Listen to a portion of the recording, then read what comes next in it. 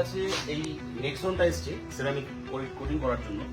তো এই গাড়িটার উপর কোটিং করতে আজকে আমরা বেথুয়াডোয়ারিতে এসেছিলাম, বীরপুরে কাস্টমারের বাড়িতে। তো দেখুন একটা হোয়াইট কালারের গাড়িতে উইদাউট প্রোটেকশনের কালারটা কিরকম ইউরোনেস হয়ে গেছে। একটা হোয়াইট কালারের গাড়ির মধ্যে এই ধরনের ভার্টিকেলগুলো কিরকম পার্মানেন্ট হয়, কারণ এই হোয়াইট গাড়িটার উপরে যখন আপনি এটাকে কোনো প্রোটেকশন ছাড়া ওটা বার করবেন চলবে, এই হোয়াইটের উপরে যদি কোনো গাছের কষ বা কোনো পাখিতে যদি পটি করে তো সেটা ওই জায়গাটা পুরো একটা স্পট হয়ে যায়।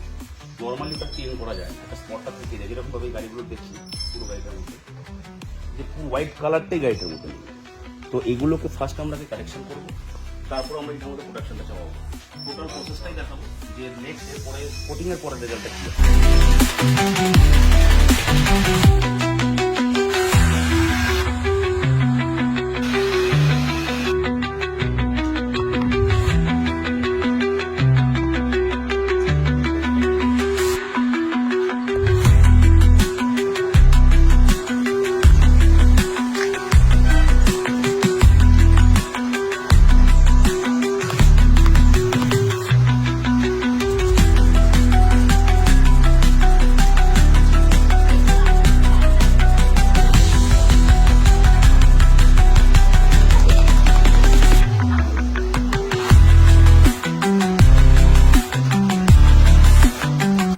কাজের প্রসেস পুরো শেষ। তো ফার্স্ট ওয়ার্কআউটটা দেখিয়েছিলাম গাড়িটার মধ্যে, গাড়িটার কি অবস্থাটা ছিল। এটা 6 মান্থ বয়স গাড়িটার।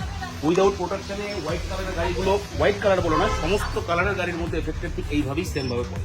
তো আজকে আমরা বেথুয়াডোয়ারির বীরপুর গ্রামে এসেছি। ইনি হচ্ছেন আমাদের স্যার। স্যারের বাড়িতেই এসেছি ডোর স্টেপ সার্ভিস দেওয়ার জন্য।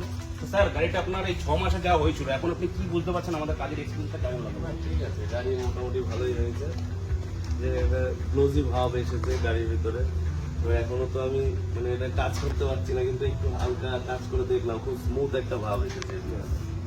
এটাই হচ্ছে প্রোটেকশন। এটা শুকিয়ে গিয়ে পুরোটা গ্লাস শিট হয়ে যাবে, হাইড্রোক্লোরিকের মতন জল দাঁড়াবে না, ডাস্টগুলো কামড়ে ধরবে না, যেই কালারটা যেরকম একটা ইউরোনেস ছিল সেটা রাখবে না। একটু মেনটেন্যান্স করবেন, কোনো অসুবিধা হলে আমাদের কল করবেন। আপনি হ্যাপি তো স্যার? হ্যাঁ, থ্যাংক ইউ।